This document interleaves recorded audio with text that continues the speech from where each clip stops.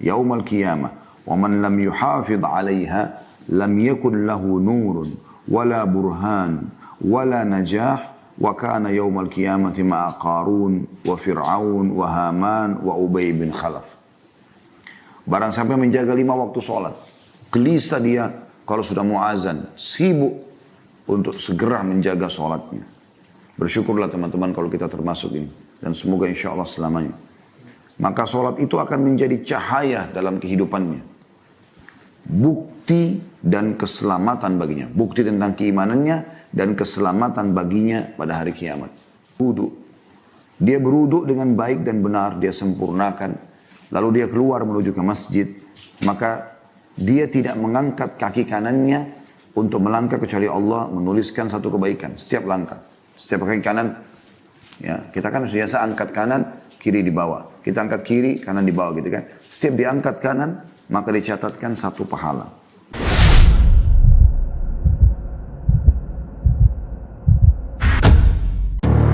Kemudian dia bangunkan keluarganya. Ayo sholat yuk. Misalnya belum mau bangun. Dia sholat dulu. 2 rakaat salam, dia bangun lagi. Ayo sholat yuk. Belum mau bangun. Dia sholat lagi kembali. Kalau dia sudah bangunkan bolak-balik tidak mau, dipercikkanlah air di wajahnya. Seperti itulah. Dan percikan air ini, kata para ulama atau sebagian ulama, dilakukan pada saat sudah dibangunkan ya, berulang kali dan dia tidak mau. Jadi bukan baru, ayo bangun, langsung dipercikin. Bukan begitu. Tetapi dia memang dibangunkan dengan penuh cinta, kasih sayang. Ayo sholat berjamaah ayo, dan seterusnya misal. Baru kemudian, kalau dia sudah nolak, kita udah sholat. Ya, baru kemudian kita bangunkan. Dan ini pernah dicontohkan oleh Umar bin Khattab. Beliau kalau bangun sholat malam, beliau sholat saja. Dan kalau sudah tersisa sedikit waktu dari malam hari, dia bangunkan keluarganya. Bangunkan istrinya, bangunkan anaknya, suruh sholat. Lalu beliau membaca firman Allah subhanahu wa ta'ala, A'udhu billahi minasyaitonir rajim, wa'mur ahlaka bis salati wastabir 'alaiha. La nas'aluka rizqa, nahnu narzukuk wal akibatu littaqwa. Artinya, perintahkanlah keluargamu untuk sholat ya, dan bersabarlah dalam menjaga sholat itu. Kami tidak pernah meminta balasan kepada kalian, ya. Tapi kami yang memberikan rezeki kepada kalian kata Allah, atau kami memberikan balasan kepada kalian, dan kesudahan itu pasti bagi orang-orang yang bertakwa. Ya. Tentu keutamaan sholat malam sudah tidak asing lagi teman-teman sekalian. Bagaimana Allah subhanahu wa ta'ala memang memuji keutamaan orang yang sholat. Ya. Allah, orang yang sholat. Ya. Kemudian juga bisa bermakna sholat ke masjid tadi ya. Ini punya keutamaan tersendiri.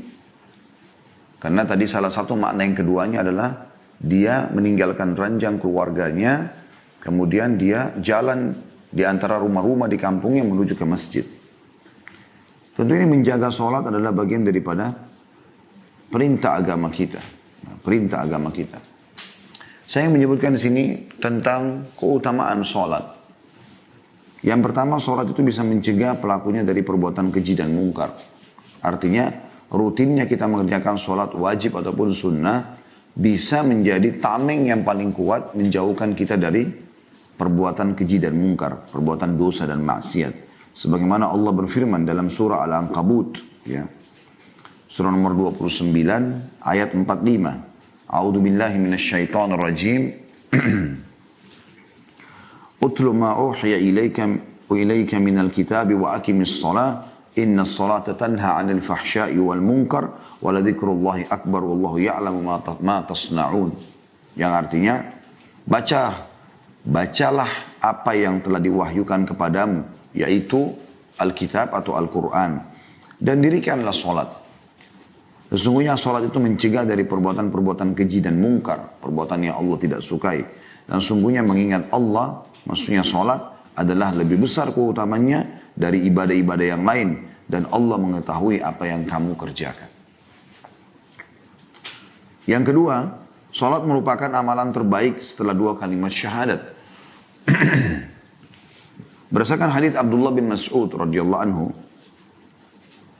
beliau berkata, Sa'altu Rasulullah sallallahu alaihi wasallam ayyul amali afdal? Qala as-salatu li waqtiha. Qala qultu thumma ay. Qala birrul walidain. Qala qultu thumma ay. Qala al-jihadu fi sabilillah. Aku pernah bertanya kepada Rasulullah SAW, amal apa yang paling afdal? Yang paling besar pahalanya?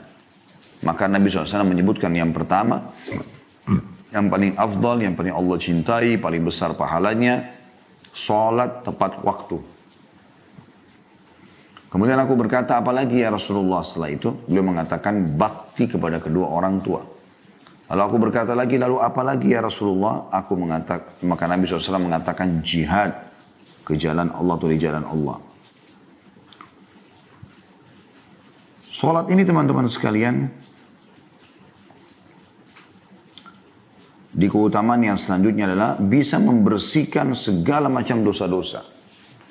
Jadi bisa mencegah dari kemungkaran, bisa juga membersihkan segala macam dosa. Diambil daripada hadis Jabir radhiyallahu anhu, dia mengatakan bahwasanya Rasulullah SAW bersabda, "Mathalus salawatil khamsi kamathali nahrin jarin ghamrin ala babi ahadikum yagtasilu minhu kulla yawmin khamsa marrat." Salat fardu yang 5 itu, subuh, duhur, asar, maghrib, isya, seperti sebuah sungai yang airnya mengalir deras di depan rumah atau depan pintu rumah seseorang di antara kalian. Ia mandi dari sungai tersebut sehari 5 kali. Dalam riwayat yang serupa kata Nabi SAW, bagaimana pendapat kalian kalau di depan rumah kalian, saya langsung ke terjemahnya saja, di depan rumah kalian ada sebuah sungai yang mengalir airnya dengan deras. Lalu seseorang di antara kalian mandi sehari 5 kali. Apakah tersisa kotoran di badannya? Maka berkatalah para sahabat, tentu tidak ya Rasulullah. Sehari mandi 5 kali di sungai deras, nggak ada kotoran badannya. Kata Nabi SAW, itulah perumpamaan 5 waktu sholat. Dia membersihkan dosa-dosa. Juga di dalam hadis yang lain, kalau sholat itu bisa menggugurkan dosa.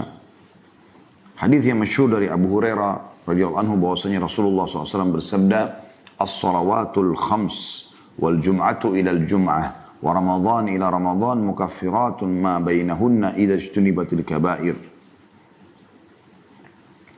Artinya antara 5 waktu sholat, subuh ke duhur, duhur ke asar, asar ke maghrib, maghrib ke isya, isya ke subuh lagi, antara Jumat ke Jumat, antara Ramadan ke Ramadan, pembersihan dosa di antara keduanya kalau seseorang itu menjauhi dosa-dosa besar. Yang keempat, sholat adalah cahaya di dunia dan di akhirat. Jadi dia bisa memberikan cahaya dalam kehidupan kita. Nah, di dunia dapat selalu petunjuk dan juga di akhirat menjadi cahaya yang sangat terang. Sesuai dengan hadis Abdullah bin Amr radhiyallahu anhu, beliau mengatakan Nabi SAW bersabda, man hafadha 'alaiha, tentang salat 5 waktu ya, kanat lahu nuran wa burhanan wa najatan yaumal qiyamah, wa man lam yuhafidh 'alaiha lam yakun lahu nurun wala burhan wala najah wa kana yaumal qiyamati ma'a Qarun wa Fir'aun wa Haman wa Ubay bin Khalaf. Barang sampai menjaga 5 waktu sholat, gelisah dia kalau sudah mau azan, sibuk untuk segera menjaga sholatnya. Bersyukurlah teman-teman kalau kita termasuk ini, dan semoga insya Allah selamanya. Maka sholat itu akan menjadi cahaya dalam kehidupannya, bukti dan keselamatan baginya, bukti tentang keimanannya dan keselamatan baginya pada hari kiamat. Karena kita sudah tahu awal amal dihisab hari kiamat adalah sholat. Kalau dia bagus maka beruntunglah dia, kalau dia buruk maka rugilah dia. Dan barang siapa yang tidak menjaganya, maka ia tidak akan mendapatkan cahaya. Bukti tentang imannya tidak ada dan juga tidak mendapatkan keselamatan di akhirat. Dan pada hari kiamat, orang yang tidak menjaga sholatnya akan dibangkitkan bersama Qarun. Anda tahu Qarun? Ya, salah satu dari kaum Nabi Musa tapi akhirnya mendukung Fir'aun untuk memerangi Nabi Musa AS. Allah berikan dia kekayaan sampai di Indonesia kita katakan harta karun. Ya. Allah tenggelamkan dengan hartanya. Masuk neraka. Fir'aun. Haman adalah kepala militer. Ya. Menteri pertahanannya Fir'aun. Dan Ubay bin Khalaf. Ubay bin Khalaf ini salah satu orang Quraisy yang mati, ya, atau dari lemparan, ya, tombak Nabi SAW, Nabi tidak pernah membunuh. Tapi pada saat di perang Uhud dia berusaha untuk menggerakkan pasukan untuk menyerang kaum muslimin, maka Nabi SAW meminta lembing dari Ali bin Abi Thalib, kemudian melempar dari jauh, kata Ali bin Abi Thalib, saking kuatnya lemparan Nabi SAW sampai kami semua terpental. Lalu dilempar. Ubay bin Khalaf ini punya dari kepalanya sampai kakinya, ya, semuanya besi. Cuma lubang matanya saja, dan ada karet pemisah antara topi besinya sama baju besinya. Di situ ada celah kecil. Ya. Subhanallah, lembing Nabi SAW lewat dan merobek sedikit, atau melukai sedikit bagian leher itu, pas kena. Maka dia pun jatuh sambil dia teriak-teriak ketakutan. Dia mengatakan, aku telah dibunuh oleh Muhammad, aku telah dibunuh oleh Muhammad. Lalu kata orang-orang pada saat mendekatinya, kok tidak ada apa-apa, cuma luka kecil saja. Dia mengatakan, kalau seandainya Muhammad menudaiku sekarang, aku akan mati karena takutnya. Dan ternyata betul, luka itu membesar, membusuk, dan akhirnya dia mati gara-gara itu. Lalu kata Nabi SAW pada saat mendengar dia mati, sesungguhnya murka Allah memuncak pada seseorang yang dibunuh oleh nabinya. Kebetulan Ubay ini, bin Khalaf ini suka waktu di Mekah, dia punya kuda besar gitu, dan dia suka pakai baju perang. Kalau dia lewat depan Nabi, dia mengatakan, Muhammad, saya akan bunuh kau dengan menggunakan kudaku ini. Kata Nabi SAW, saya insya Allah akan membunuh kau di atas kudamu itu. Dan ternyata terbukti. Dan ini semua adalah orang-orang ahli neraka. Yang Allah Subhanahu Wa Taala masukkan, ya, mereka di dalam neraka. Dan bagi orang yang tidak sholat, tidak menjaga sholatnya, akan dibangkitkan bersama orang-orang yang naudzubillah. Di dalam riwayat lain, Abu Malik Al-Asy'ari radhiyallahu anhu menyebutkan, was-salatu nur. Dan sholat itu cahaya dalam kehidupan. Juga hadits Buraidah radhiyallahu anhu bahwasanya Nabi SAW bersabda, "Basyiril masya'ina fil dhulmi ilal masajid bin nurit tam yaumal qiyamah." Berilah kabar gembira bagi orang yang berjalan ke masjid dalam keadaan gelap subuh hari, ya, bahwa ia akan mendapatkan cahaya yang sempurna pada hari kiamat. Jadi punya keutamaan sholat itu. Gitu kan. Yang kelima, Allah mengangkat derajat dan menghapuskan, ya, Allah mengangkat derajat dengan sholat itu sendiri. Sebagaimana sabda Nabi SAW dari hadis Thauban radhiyallahu anhu, "Alaikum bikathratis sujud fa innaka la tasjudu lillahi sajdatan illa rafa'aka Allah biha darajah wa hatta anka biha al-khati'ah." Yang artinya, perbanyaklah sujud. Perbanyaklah sujud. Karena kamu tidak sujud sekali saja untuk Allah. Tentu sini maksud adalah sholat terutama, ya. Kecuali Allah akan angkat derajatmu. Satu kali sujud, satu derajat. Dan akan dibersihkan darimu satu dosa. Keman yang luar biasa. Yang keenam, sholat termasuk faktor yang paling utama membawa orang masuk ke dalam surga. Ya. Disebutkan dari hadis Rabi'ah bin Ka'ab Al-Aslami radhiyallahu anhu, beliau berkata, "Kuntu abitu ma'a Rasulillah sallallahu alaihi wasallam fa ataituhu bi wudu'ihi wa hajatihi fa qala li sal fa qultu as'aluka murafaqataka fil jannah qala aw ghayra dhalik qultu huwa dhak qala fa'inni ala nafsika bi kathratis sujud."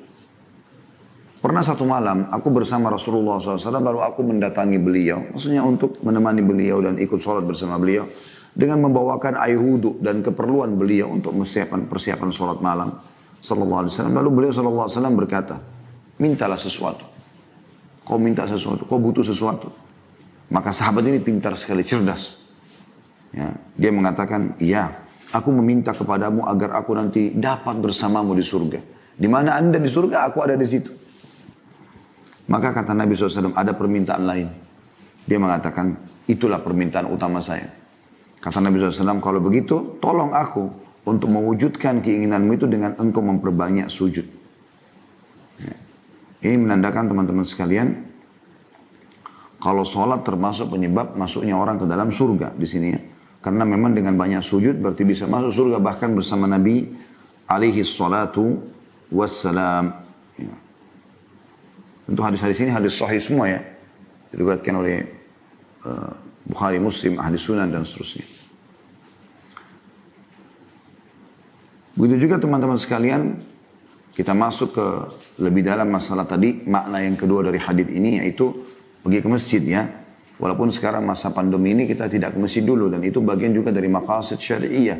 Karena nggak mungkin kita menuju ke masjid sekarang untuk kumpul rame-rame gitu kan. Sebagaimana sudah keluar fatwa ulama, kita bicara ini hukum syar'i berlaku seterusnya.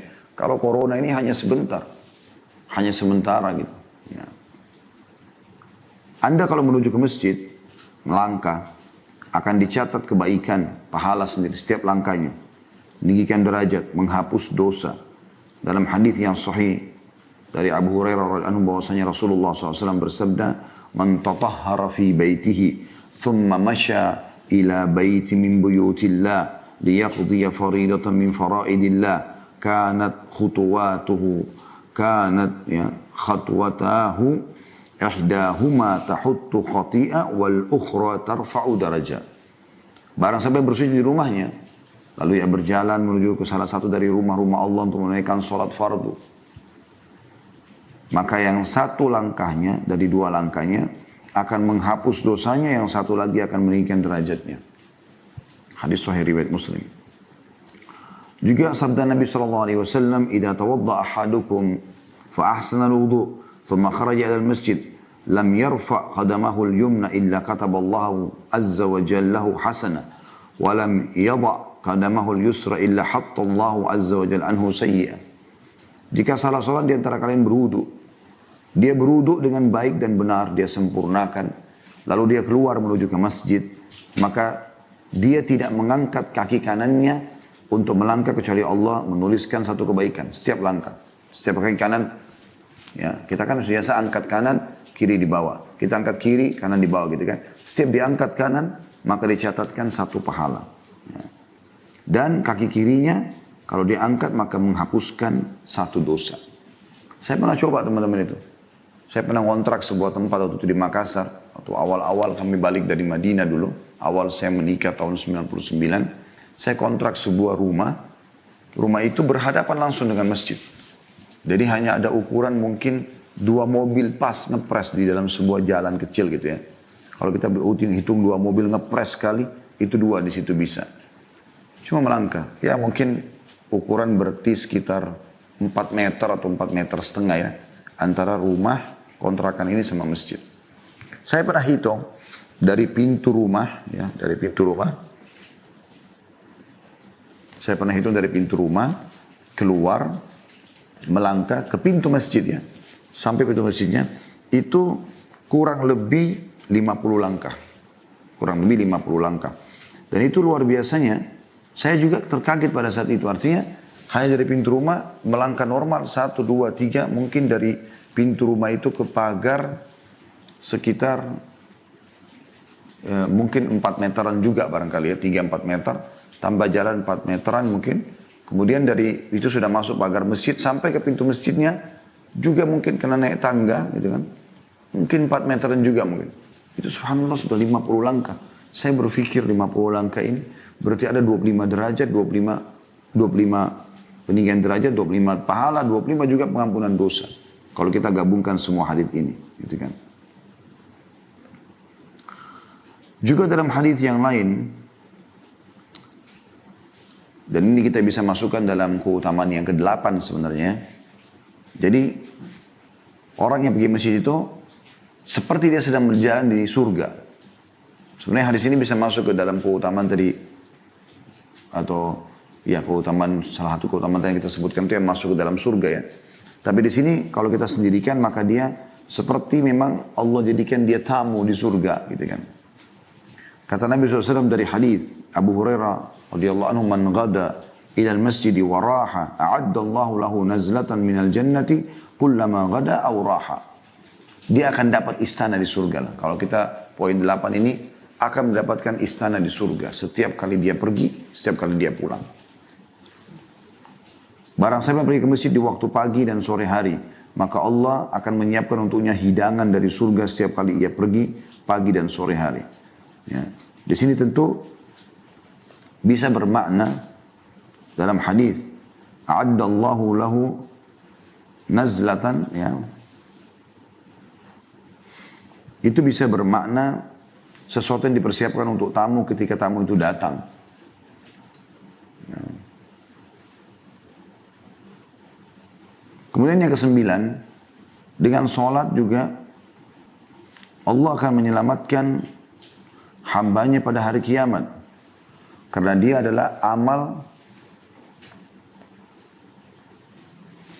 yang pertama dihisab hari kiamat. Kata Nabi SAW dalam sebuah hadis yang sahih, awal amal dihisab hari kiamat adalah sholat. Kalau dia baik maka akan beruntunglah dia, maksudnya selamat masuk surga. Dan kalau dia buruk maka akan celakalah dia. Yang ke-10, orang yang keluar dari rumahnya untuk sholat, seperti orang yang keluar berhaji dan dalam keadaan berihram. Sebagaimana hadis Abu Umamah radhiyallahu anhu bahwasanya Rasulullah SAW bersabda, "Man kharaja min baitihi mutatahhiran ila salatin maktubatin atau ila salati maktubah, fa ajruhu ka ajril hajil muhrimi, wa man kharaja ila tasbihid duha la yunsibuhu illa iyyahu fa ajruhu ka ajril mu'tamir." Kalau ada orang yang terbiasa, ini keutamaan yang ke-11. Kalau ada orang yang pergi ke masjid, terbiasa dia sholat berjamaah di masjid. Kemudian dia mendapatkan sholat sudah selesai. Padahal dia sangat semangat ingin supaya tidak ketinggalan sholat. Allah berikan dia pahala jemaah yang pertama. Sesuai dengan hadis Abu Hurairah radhiyallahu anhu, bahwasanya Rasulullah SAW bersabda, "Man tawadda fa ahsana al-wudu, thumma raha fa wajada an-nas qad sallu, a'tahu Allah azza wa jalla mithla ajri man sallaha, wa hadaraha la yang mithla ajri man sallaha wa hadaraha la yanqusu dzalika min ujurihim syai'a."